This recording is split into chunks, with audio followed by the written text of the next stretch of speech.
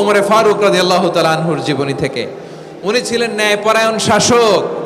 রাত্রিবেলা প্রজাদের কি হাল হাকিকত, কি অবস্থা, ঘুরে ঘুরে প্যাট্রোলিং করতেন পুলিশের মতো।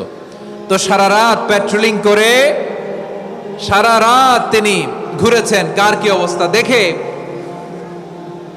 শেষ রাতে তিনি ফিরে আসতেছেন। তিনি থাকতেন, সেই বুখারীতে এসেছে, কানা ইয়াসকুনু ফি আওয়ালিল মদিনা, মদিনার উঁচু এলাকায় থাকতেন। তো ফিরে আসার সময় উনি একটা প্রাচীর বেষ্টিত ঘরের পাশে দুইজন নারীর কথোপকথন শুনতে পেলেন। কয়জন নারীর? দেখি আপনাদের মনোযোগ আছে কিনা, বলেন কয়জন নারীর?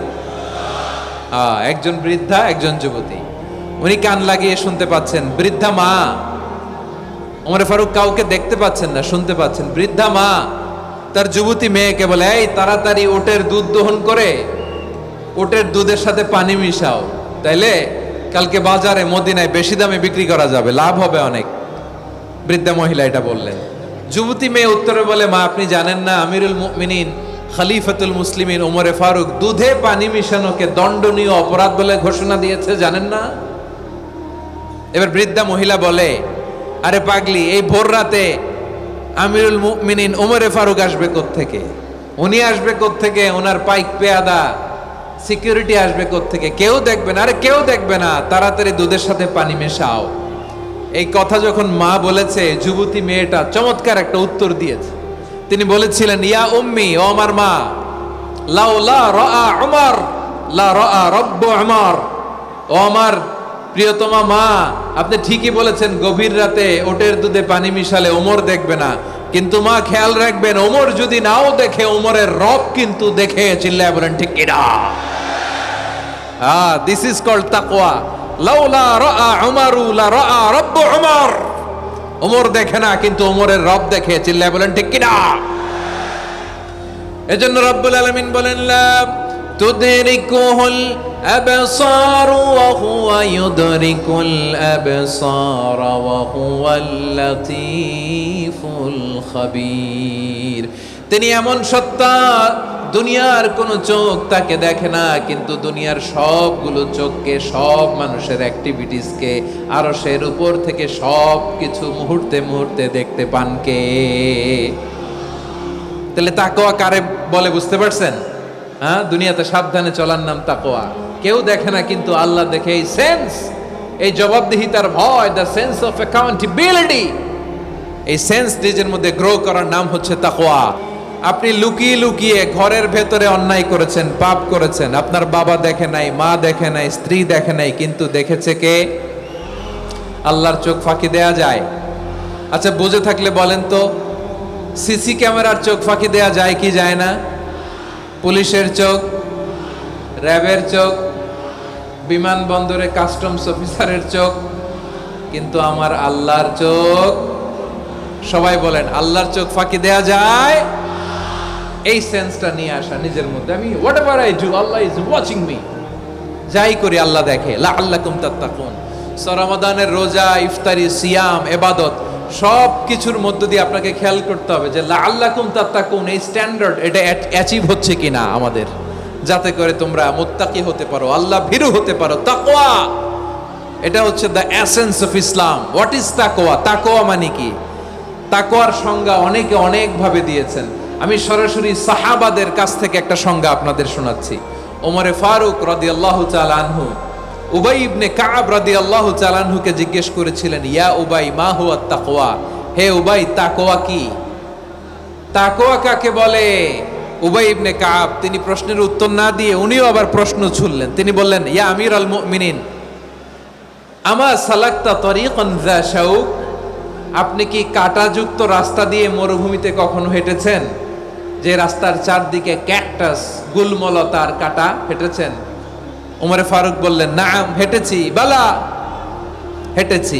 কাইফা আমিলতা, কিভাবে হেঁটেছেন? ওমরে ফারুক বললেন, শাম্মারতু ওয়াজতাহাতু, আমি আমার জামা, জুব্বা আর চাদর আটোসাটো করে গায়ের সাথে এমন ভাবে মিলিয়ে রেখেছি, এমন সাবধানে হেঁটেছি, যাতে করে মরুভূমির ক্যাকটাসের গুলমলতার কাঁটা আমার গায়ে বিঁধে না যায়। উবাই ইবনে কাব বললেন, ফাযালিকা হুয়া তাকওয়া। আরে তাহলে আপনি তো ঠিকই জানেন তাকওয়া মানে কি, এটাই তো তাকওয়া। ওই রাস্তা দিয়ে যেভাবে হেঁটেছেন পুরো দুনিয়ার জিন্দেগিটা এইভাবে সাবধানে চলার নামই হচ্ছে তাকওয়া। চিল্লায় বলো ঠিক কিনা? এই দুনিয়াতে পাপ পঙ্কিলতা থাকবে, শয়তানির হাতছানি থাকবে, অপরাধ প্রবণতা থাকবে, নফসের খায়েশ থাকবে, অন্যায়ের হাতছানি থাকবে। সব কিছুকে দলে মুচড়ে পেছনে ফেলে সাবধান হয়ে এই দুনিয়ার সিরাতুল মুস্তাকিমের পথে চলতে হবে। যে রাস্তা শুরু হয়েছে দুনিয়াতে, শেষ হয়ে গিয়েছে আল্লাহর জান্নাতের ভেতরে। চিল্লায় বলেন ঠিক কিনা? আমার প্রিয় চাঁপাইনবাবগঞ্জের ভাইয়েরা, এটার নামই তাকওয়া।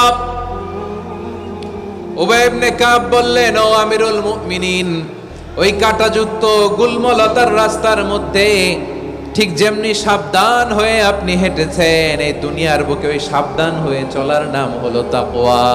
সুবহানাল্লাহ। তাহলে তাকওয়া কারে বলে? আমার চাঁপাইনবাবগঞ্জের কলিজার টুকরা ভাইয়েরা, বুঝতে পারছেন? আরে এই কোরআন হচ্ছে বিশ্ব মানবের জন্য পথ নির্দেশিকা, হেদায়েতের সুস্পষ্ট বর্ণনা এবং সত্য মিথ্যা পৃথক করার আসমানি মানদণ্ড রূপে জামিনে আমাদের জন্য কোরআন নাজিল করেছে কে? আওয়াজ করে বলেন তো, আল্লাহর নাজিল করা এই কোরআনে কোনো ভুল আছে? সবাই বলেন নাই। সবাই বললে এতটুকু আওয়াজ হয় আমি বিশ্বাস করি না। গলা ছেড়ে দিয়ে বলেন, আল্লাহর নাজিল করা এই সর্বশেষ আসমানি কিতাব আল কোরআনে কোনো ভুল আছে? সন্দেহ আছে? সংশয় আছে? বিয়ন্ডলেস, বাউন্ডলেস, বটমলেস এমন কিতাব যেটা পড়ে গবেষণা করে এর তথ্য উপাত্ত ইনফরমেশন লেসন নিয়ে শেষ করা যায় না। সুবহানাল্লাহ। আল্লাহ বলেন, এই কোরআনকে আমি রমাদানে নাজিল করেছি, যেটা বিশ্ব মানবের জন্য পথ নির্দেশিকা। এতে আছে হেদায়েতের সুস্পষ্ট বর্ণনা আর সত্য মিথ্যা পার্থক্য করার মানদণ্ড, কোনটা সত্য কোনটা মিথ্যা এটা কোরআন দিয়ে ডিফারেন্সিয়েট করা যায়। কোরআন হচ্ছে ফুরকান, to differentiate between right and wrong. কোনটা সত্য কোনটা মিথ্যা, কোনটা ভুল কোনটা নির্ভুল, এটা কোরআন দিয়ে যাচাই করা যায়। চিল্লায় বলেন ঠিক কিনা? এজন্য এই কোরআন দিয়ে আমাদের জীবন সাজাতে হবে। কোরআন দিয়ে জীবন না সাজালে জীবন আলোকিত হয় না। কোরআন দিয়ে পরিবার না সাজালে পরিবার আলোকিত হয় না। কোরআন দিয়ে সমাজ না সাজালে সমাজটা শান্তিময় হয় না। শুধু দুর্নীতি দমন কমিশন দিয়ে দুর্নীতি বন্ধ করা যায় না। কোরআনের আইন বাস্তবায়ন করা ছাড়া এই সমাজ থেকে দুর্নীতি বন্ধ করা যাবে না। চিল্লায় বলো ঠিক কিনা? আমার প্রিয় ভাইয়েরা, এই কোরআন নাজিল হয়েছে রমাদান আল মুবারক, এই বরকতময় মাসে। তাই আমাদের উচিত এই মাসে আসন্ন যে রমাদান আল মুবারক, এই রমাদানে কোরআনের সাথে নিজেদের সম্পর্ককে বাড়ানো। আমার প্রিয় চাঁপাইনবাবগঞ্জের ভাইয়েরা, আমরা কি আসন্ন রমাদানে কোরআনের সাথে আমাদের অ্যাটাচমেন্ট সম্পর্ক বাড়াতে চাই? চান সবাই? আপনি কি জানেন কোরআন নিয়ে কোন ফেরেশতা পৃথিবীতে এসেছিল? জানেন? ফেরেশতার নাম কি বলেন তো? জিবরিল আলাইহিস সালাম। একটু খেয়াল করে শুনেন, কান দুটো খরগোশের কানের মতো খাড়া করে আমার দিকে তাকান। সাইয়েদনা জিবরিল কোরআন নিয়ে এসেছেন, ফলে উনি হয়েছেন শ্রেষ্ঠ ফেরেশতা। বিশ্ব নবীর উপর কোরআন নাজিল হয়েছে, তাই তিনি হয়েছেন শ্রেষ্ঠ নবী। রমাদানে কোরআন নাজিল হয়েছে, তাই রমাদান হয়েছে শ্রেষ্ঠ মাস। কদরের রাতে কোরআন নাজিল হয়েছে, তাই কদর হয়েছে শ্রেষ্ঠ রাত। আমরাও যদি কোরআনের সাথে সম্পর্ক বাড়াই, আমাদের মর্যাদাও এরকম, আমাদেরকেও শ্রেষ্ঠ মানুষ বানায় দিবে কে? এজন্য কোরআনের সাথে সম্পর্ক বাড়াইতে রাজি আছেন তো? যারাই কোরআনের সাথে সম্পর্ক বাড়ায় এদের মর্যাদা বাড়ায় দেয় কে? দেখবেন আমাদের হাফেজে কোরআন, তারা ইন্টারন্যাশনাল কোরআন কম্পিটিশনে যে গোটা বিশ্বকে পেছনে ফেলে প্রথম পুরস্কার নিয়ে আসে। এত ছোট ছোট বাচ্চা, ও সমাজ বোঝে না, রাজনীতি বোঝে না, টাকা পয়সা বোঝে না, কিচ্ছু বোঝে না, কিন্তু গোটা বিশ্বে ওকে সম্মানের চেয়ারে আসীন করেছে কে?